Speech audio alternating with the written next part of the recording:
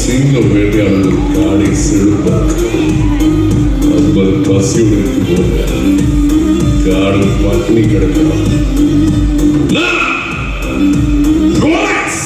அது என்னடா சொன்னாங்க?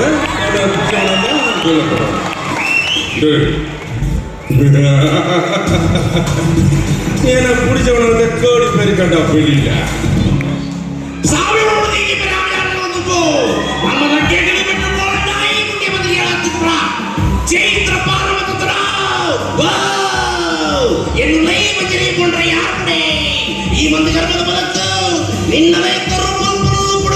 ಈ ಮಂಡಿಗೆ ಕೊಡ್ತು ಧಾರವಾಡ